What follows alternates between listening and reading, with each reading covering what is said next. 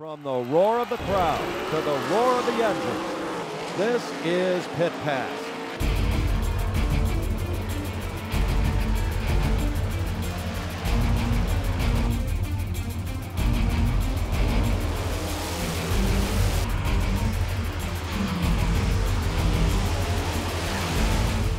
Pit Pass is brought to you by Jake's Karts and by Buttonwood Campground.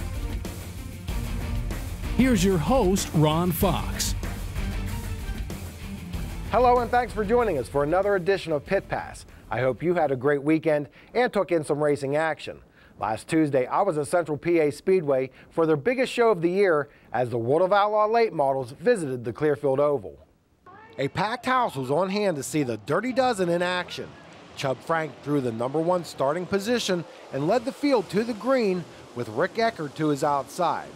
From his third starting position, Darrell Lanigan in the 29 takes a look to the inside of Frank but settles back into the third spot.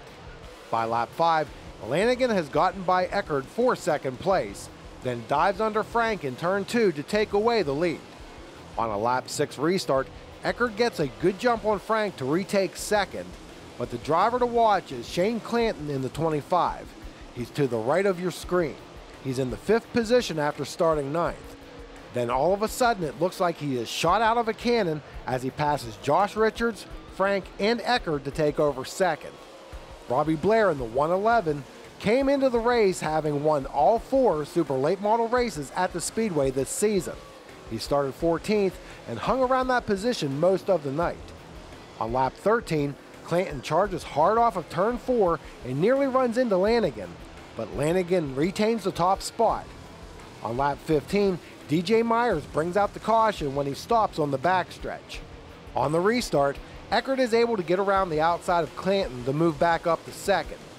Behind them, Steve Francis in the 15 is in a battle for 4th place with Richards. Francis would settle into 5th. By lap 20, Richards and Clanton are going at it for 3rd place.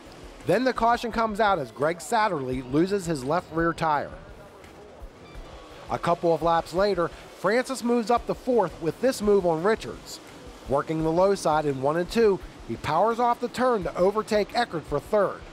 Meanwhile, Lanigan is not feeling any pressure and only has to contend with lap traffic for the time being. On lap 34, Satterley again loses a left rear tire, bringing out the yellow.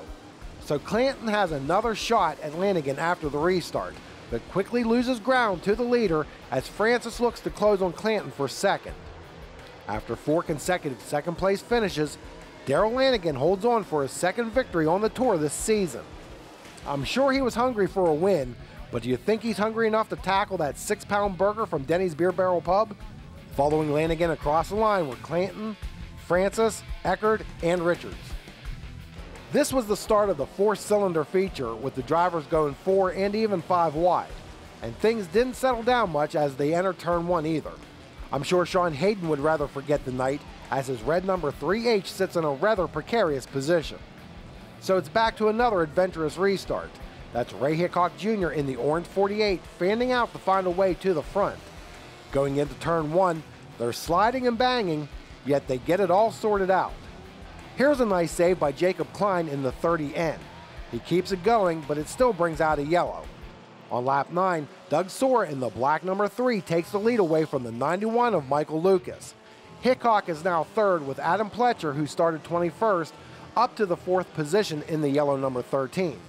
Then Pletcher takes over 3rd. On the last lap, Pletcher is now in the runner-up position and sliding his way through the turn in an attempt to take away the lead. Going down the backstretch, there's contact which sends Soar into the inner banking, then out to the wall. Pletcher then goes by, with Hickok trying to close the gap. Pletcher holds on to take the win. Here's Adam and crew in victory lane. And here's the top 5 with Soar limping home 4th with a flat tire. One thing I enjoy about doing this show is not only going to some tracks for the very first time, but also meeting new people. And while at Central PA Speedway, I came across a very special driver and a special car.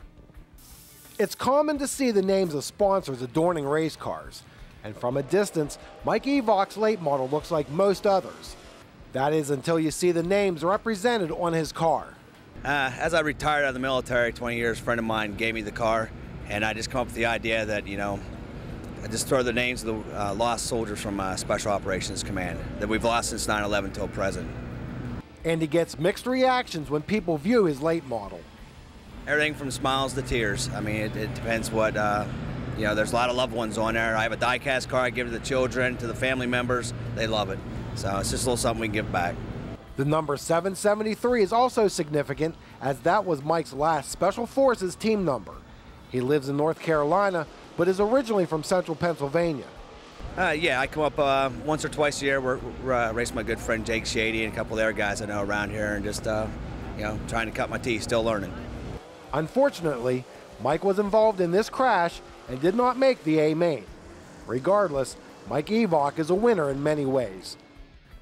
Good luck to Mike for the rest of the season. When we come back, a look at an up-and-coming late model driver. And later, Pit Pass makes the trek eastward to visit Big Diamond Raceway for the first time this season. We'll be back right after this.